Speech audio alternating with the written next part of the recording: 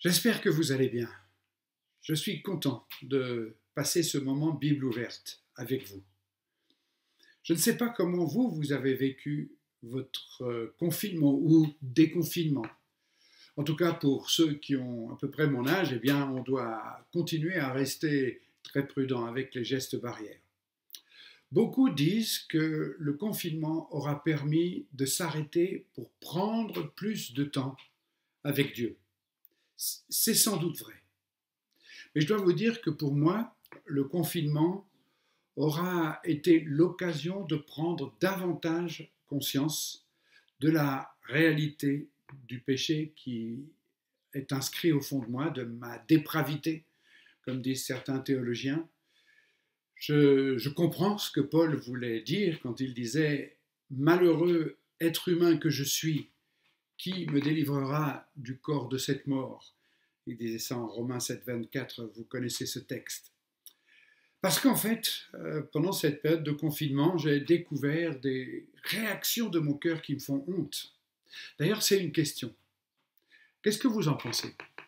Est-ce que nous avons honte parce que ça nous surprend de trouver de telles choses en nous?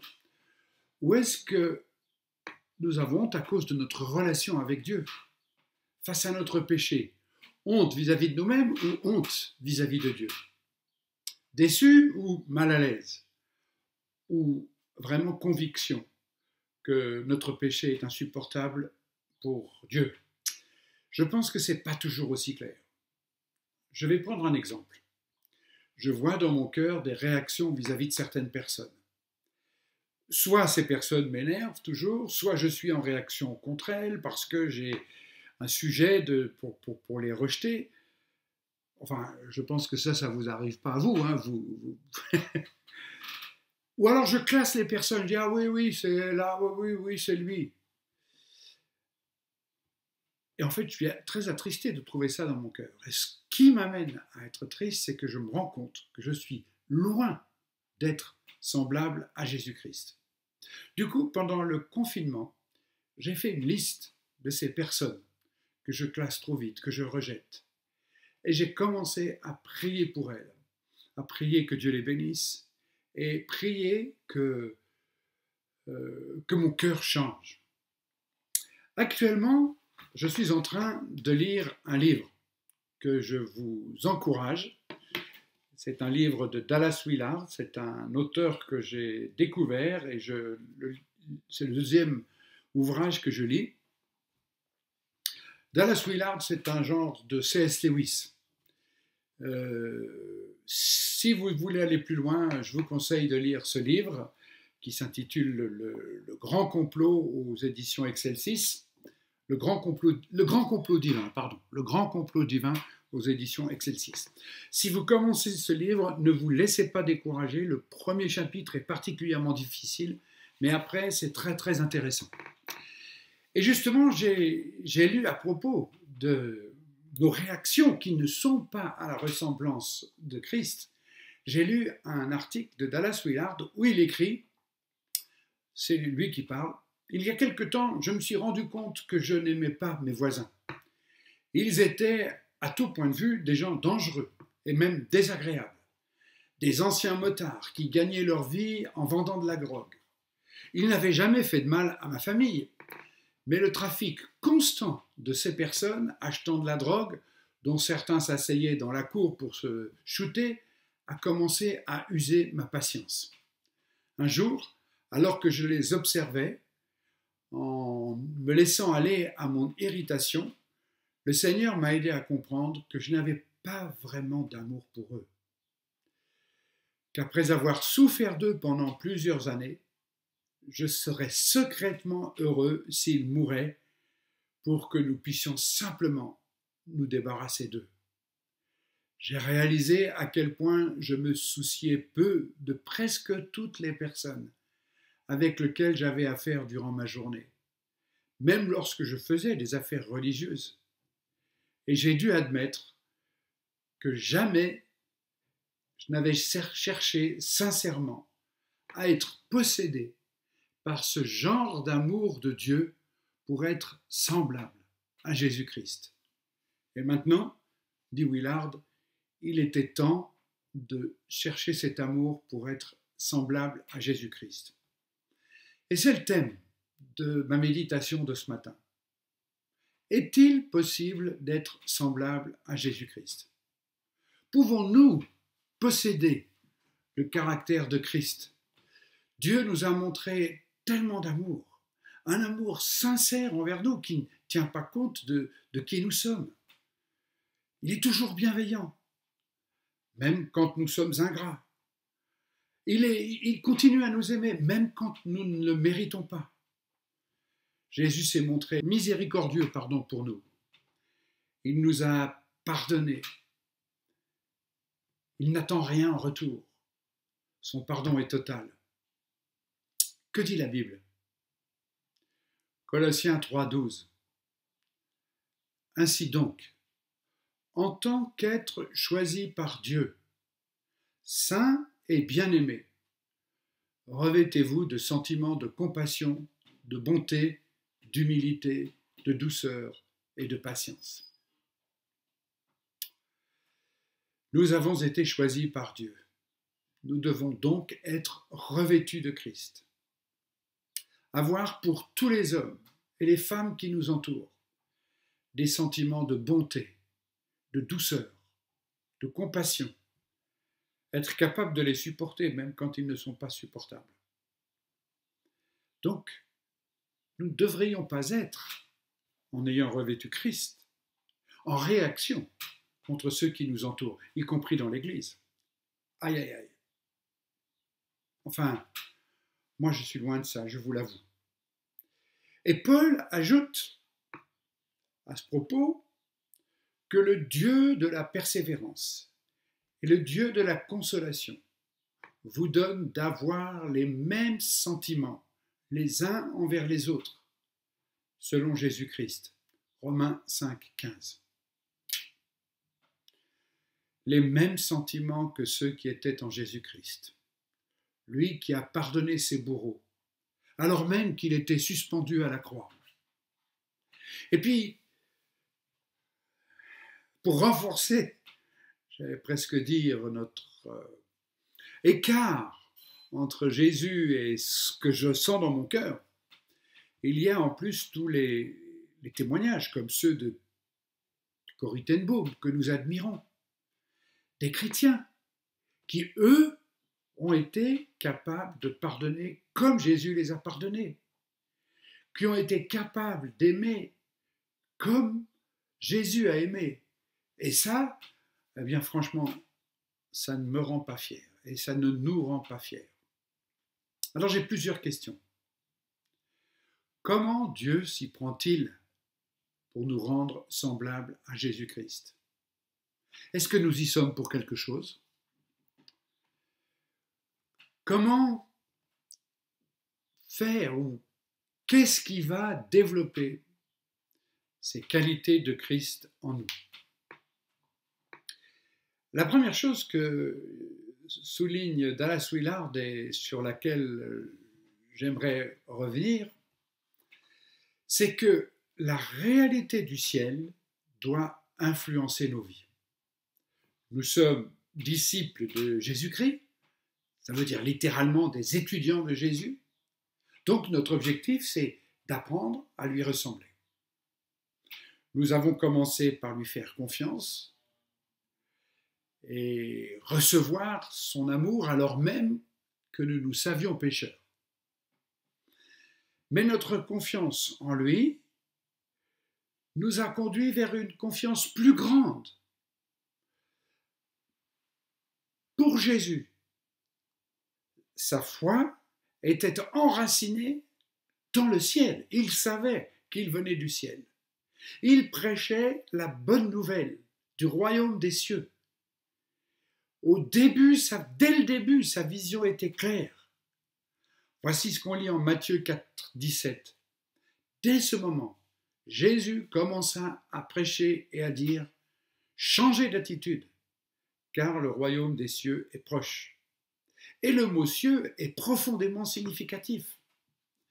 Où est-ce qu'on retrouve ce mot « cieux » ? Abraham. Abraham ne se trompe pas.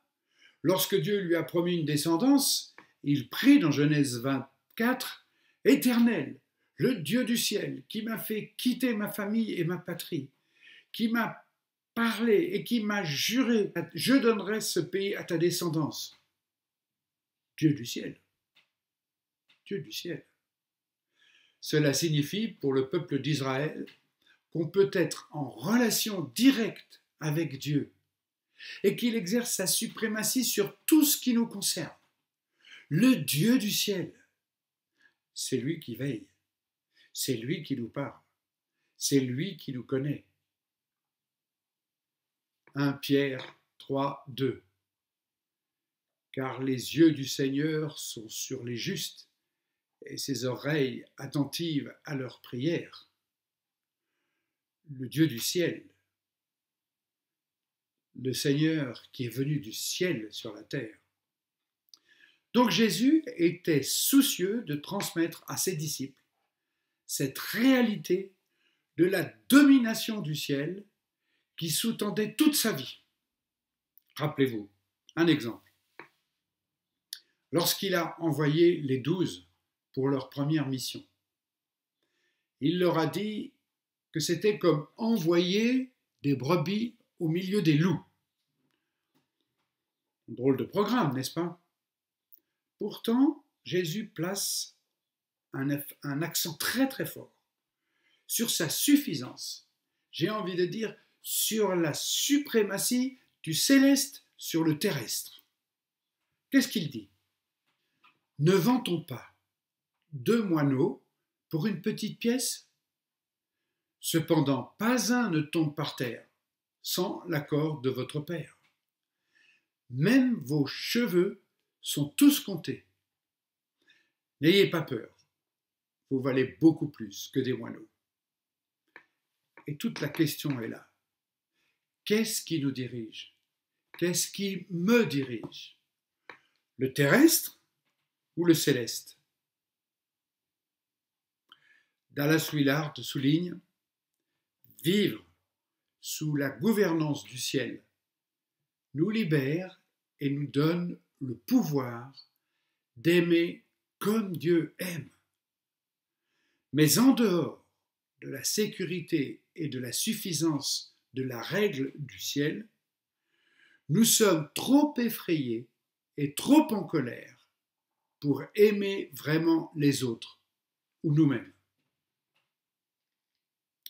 Si cette vie de foi et d'amour du ciel est le but du disciple, l'accomplissement naturel de la nouvelle vie en Christ, comment est-ce que nous pouvons entrer dans cette dimension céleste? Elle ne peut être que le résultat de la présence de Christ en nous. Le Nouveau Testament formule un processus pour la mise en place de la vie de Christ en nous, pour que nous lui ressemblions de plus en plus. À plusieurs reprises, la Bible souligne 3 aspects essentiels, chacun inséparable des autres, et tous reliés les uns aux autres. Dallas Willard appelle cela le triangle d'or de la transformation spirituelle. Un triangle d'or parce qu'il est précieux pour nous, disciples. Et chacun de ces aspects est essentiel. Regardez, il y a 3 contacts, 3 pôles à ce triangle d'or. Et je vais les détailler maintenant. Et vous voyez qu'au centre, c'est justement ce qui me fait envie et qui, je l'espère, vous fait envie à vous aussi, la ressemblance à Jésus. Le premier pôle, c'est l'acceptation des problèmes de la vie. Vous le voyez ici? Premier pôle, l'acceptation fidèle des problèmes de la vie. Nous sommes confrontés à des difficultés quotidiennement, et ce n'est pas un scoop. On a tous un tas de difficultés dans la vie quotidienne, le Covid en est une. La pandémie et toutes ses conséquences ne nous rendent pas la vie facile. Mais en supportant et en apprenant à supporter les épreuves avec patience, nous apprenons à développer une règle de vie, un principe, le principe de la vie du ciel sur terre. Parce que soit ce sont nos circonstances qui sont importantes, soit c'est notre compréhension de notre avenir et de ce qui nous attend qui est le plus important. Rappelez-vous, Jacques, le frère du Seigneur, commence son épître en indiquant comment être parfaitement heureux lorsque les problèmes surviennent. Vous vous rappelez de ce qu'il a écrit? Jacques 1, 2, je vous cite, parole vivante. Mes frères, réjouissez-vous. Lorsque vous passez par toutes sortes d'épreuves ou de tentations, estimez-vous heureux. Elles sont pour vous l'occasion d'accéder à la joie parfaite. Puis il continue, verset 3. Vous savez bien que si votre foi est mise à l'épreuve, et si elle tient bon, elle développera votre endurance. Jacques est très très clair. La réalité du ciel doit s'installer dans notre vie et elle doit façonner notre regard et notre lecture et notre compréhension des événements. Mais arrêtons-nous sur Jacques. Quand est-ce que Jacques a appris l'importance de vivre avec la réalité du ciel? Eh bien, il l'a appris au contact de Jésus. Jésus était son frère aîné. Il a vécu aux côtés de Jésus pendant plus de 20 ans. Il y a eu la vie de famille. Et il y avait des tensions dans cette famille, ne vous trompez pas. Cela n'a pas été facile du tout pour Jésus. Rappelez-vous, Jean 7, ses frères lui dirent « Pars d'ici et va en Judée, afin que tes disciples voient aussi ce que tu fais. Personne n'agit en secret, s'il cherche à être connu. Puisque tu fais ce genre de choses, montre-toi au monde. » En effet, ses frères non plus ne croyaient pas en lui. Nous ne devons jamais oublier que pendant la plus grande partie de sa vie, Jésus a été un ouvrier, un artisan, un travailleur indépendant qui avait ses mains calleuses. Dans son village, on l'appelait le charpentier. Et c'est là que Jacques l'a vu pratiquer tout ce que Jésus a ensuite prêché. Tout ce que Jésus a enseigné, il l'a d'abord vécu au quotidien, en pensant à la réalité du ciel. Dans les épreuves, dans les difficultés de son existence quotidienne, dans sa famille, vie de famille villageoise, il a pu vérifier que Jésus était toujours le même, qu'il a dépendu de la sollicitude de Dieu et qu'il faisait confiance à son Père, qu'il vivait la tête dans le ciel. Et je pense que, au moins rétrospectivement, Jacques a compris ça. Une fois qu'il a vu vraiment qui était son frère aîné, il a réalisé la puissance de la patience que Jésus avait acquise dans sa vie quotidienne, et il a compris que c'est comme ça que le caractère de Dieu s'accomplit dans nos vies.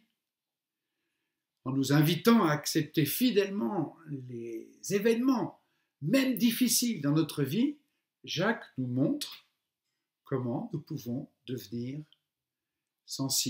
semblables à Jésus-Christ. Le deuxième pôle de mon triangle d'or, vous le voyez là, c'est ouvrir notre vie à l'action du Saint-Esprit. Le Saint-Esprit vit en nous. Vous êtes d'accord avec moi? Nous célébrions dimanche dernier la Pentecôte, le don du Saint-Esprit promis par Jésus. Il y a donc une interaction entre ce Saint-Esprit qui vit en nous et Dieu en nous et autour de nous. Vous vous rappelez du principes que Paul a posés. Galates 5, 25. Je lis toujours ce matin, comme je ne peux pas afficher les textes, je lis la version Parole vivante. Puisque l'Esprit est la source de notre vie, laissons-nous aussi conduire par lui. Suivons ses indications et agissons comme il le désire, c'est-à-dire que notre vie aussi soit spirituelle. Si nous nous laissons conduire par le Saint-Esprit, il est clair que le Saint-Esprit va nous orienter sur la réalité du ciel. Le Saint-Esprit est cette personnalité puissante, créative. Dallas Willard appelle le Saint-Esprit le fortifiant promis, le paraclète de Jean 14. Attend avec douceur que nous lui demandions « Aide-moi, agis en moi, agis en nous ». Le Saint-Esprit ne va pas nous forcer. Le Saint-Esprit désire que nous devenions semblables à Jésus-Christ. Mais nous devons l'inviter, réclamer son action et sa puissance en nous pour qu'il nous transforme à l'image de Jésus. J'ai une question.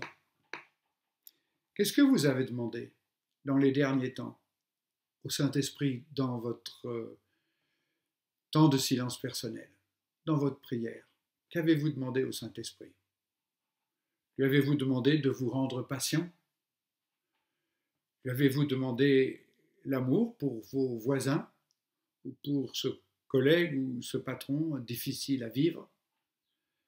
Est-ce que vous avez demandé au Saint-Esprit de vous transformer à la ressemblance de Christ? Dallas Willard écrit « La présence de l'Esprit Saint peut toujours être reconnue par la façon dont il nous conduit vers ce que Jésus serait et ferait.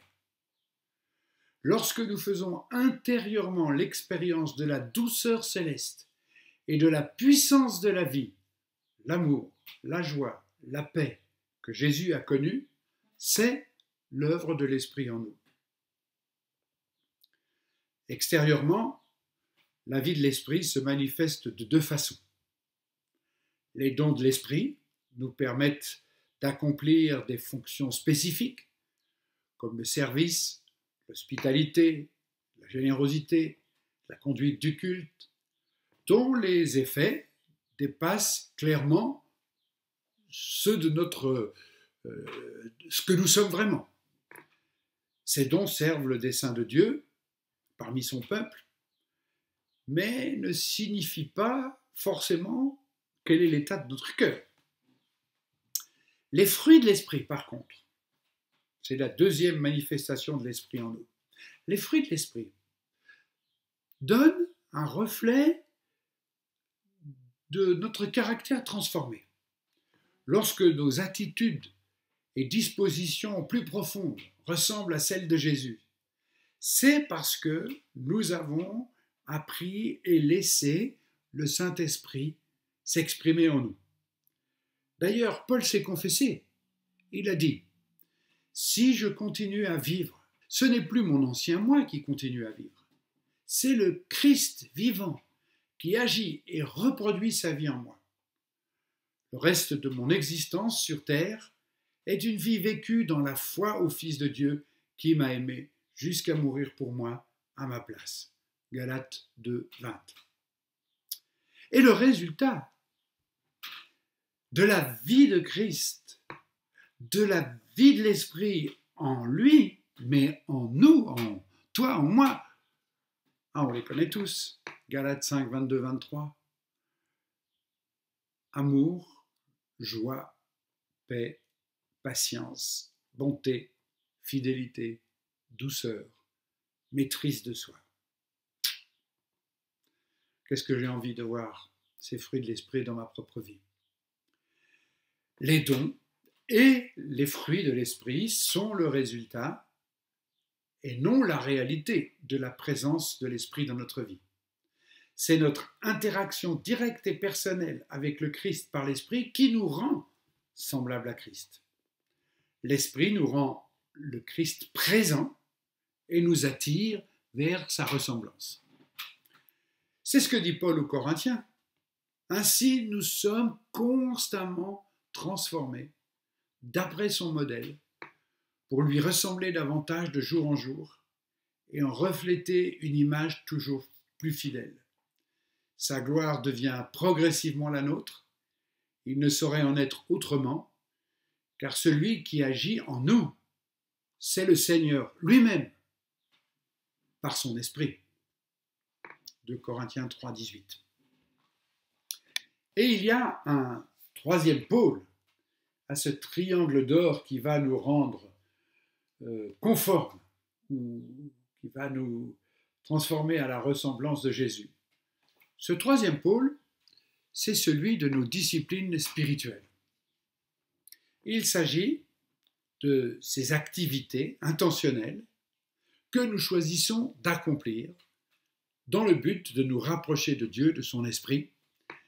Jésus lui-même, d'ailleurs, pratiquait les disciplines spirituelles comme la solitude, l'étude de la parole, le service en secret, le jeûne, le culte. Dans ce processus de transformation spirituelle, où je vous l'ai dit depuis le début, comment est-ce que nous allons devenir semblables à Jésus, ressemblables à Christ? Eh bien, le pôle de ce triangle, met l'accent sur nos efforts cette fois-ci. On est d'accord, c'est par grâce que nous pouvons faire ces choses. Mais nous le savons, notre engagement est lui aussi nécessaire. Rappelez-vous de ce que dit Pierre. 2 Pierre 1, 15.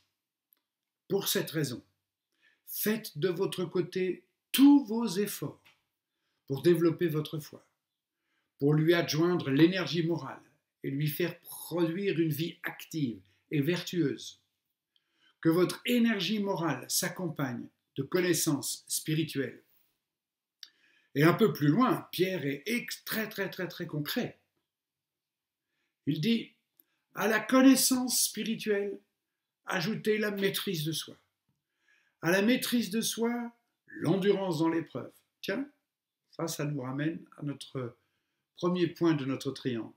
À cette attente patience du secours divin, l'attachement à Dieu et une confiance toujours plus grande en lui. Et à cet attachement à Dieu, joignez l'affection fraternelle qui vous conduira à l'amour. Dans Colossiens, Paul nous exhorte. Ainsi donc, puisque vous avez été choisis par Dieu pour lui appartenir et qu'il vous aime, ayez en vous un cœur plein de tendre compassion.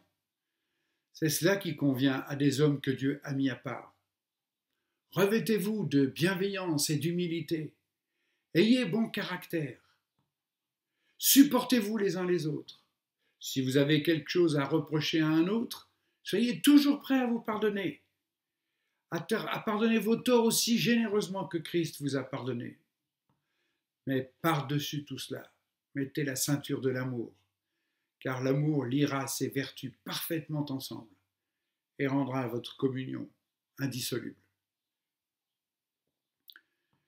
Nous ne devons pas vouloir seulement être des personnes miséricordieuses, gentilles, modestes ou patientes. Nous devons faire des efforts et des projets pour le devenir.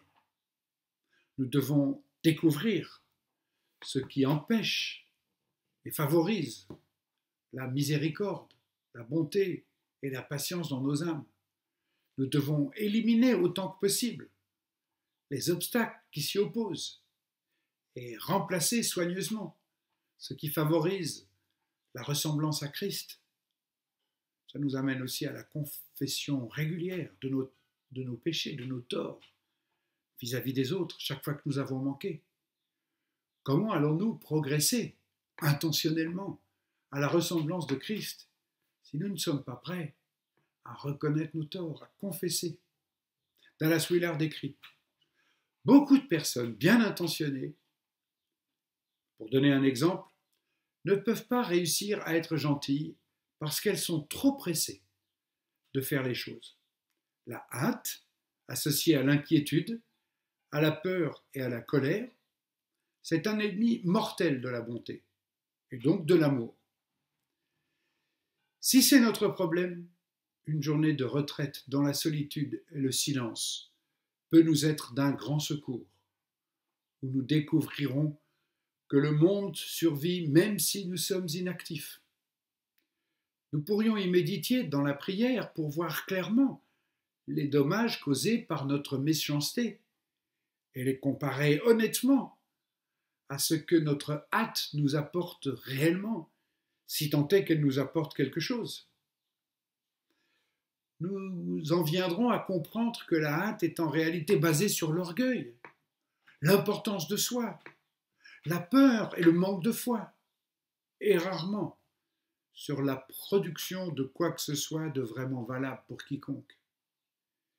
Peut-être finirons-nous par faire des plans pour prier quotidiennement pour les personnes avec lesquelles nous avons affaire régulièrement. Peut-être nous déciderons-nous à demander pardon à nos associés, à nos voisins pour les blessures passées. Quoi qu'il advienne, de cette réflexion priante, nous pouvons être absolument sûrs que nos vies ne seront plus jamais les mêmes et que nous jouirons d'une bien plus grande richesse de la réalité de Dieu dans notre vie. Cette transformation dont parle Dallas Willard ne peut se faire que grâce à de vraies disciplines spirituelles, comme le silence, pour laisser Dieu nous convaincre de ce qui se trouve dans notre cœur, la peur, la colère, le jugement, la critique, l'absence de bienveillance, la dureté de cœur, l'égoïsme. Dallas Willard précise: je ne rencontre presque jamais quelqu'un dans la froideur, la perplexité et la détresse spirituelle qui utilise régulièrement ces exercices spirituels qui sont évidents pour quiconque est familier au contenu du Nouveau Testament.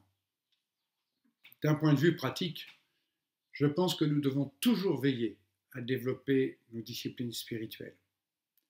Certes, nous intercédons, nous lisons la Bible, nous adorons au culte, mais je crains que nous négligions le silence, la solitude, le jeûne par exemple.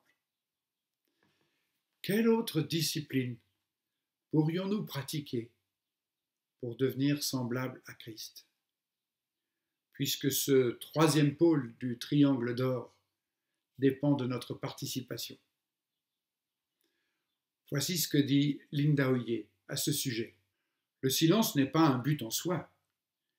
Il est le moyen nécessaire pour nous poser devant Dieu, lui ouvrir notre être profond, afin de mieux entendre ce qu'il désire nous dire à travers sa parole.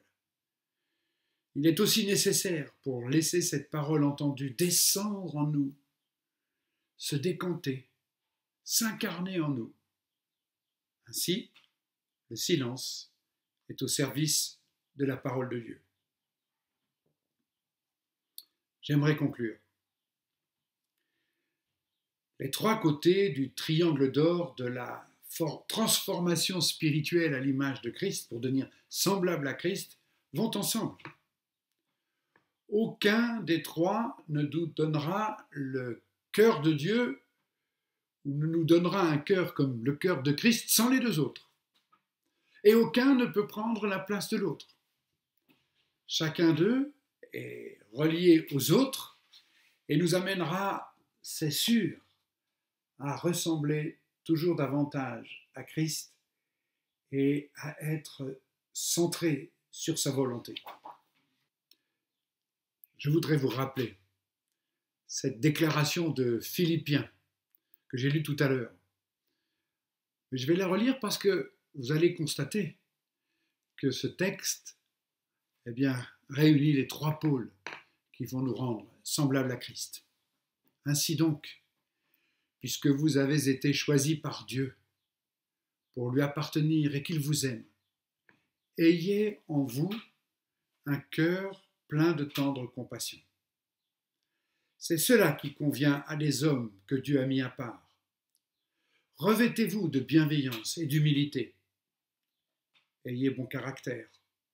Faites preuve de patience. Si vous trouvez de quoi critiquer votre frère, supportez-vous les uns les autres. Si vous avez quelque chose à reprocher à un autre, soyez toujours prêts à vous pardonner aussi généreusement que le Christ vous a pardonné. Mais par-dessus tout cela, mettez la ceinture de l'amour, car l'amour liera ses vertus parfaitement ensemble et rendra votre communion indissoluble.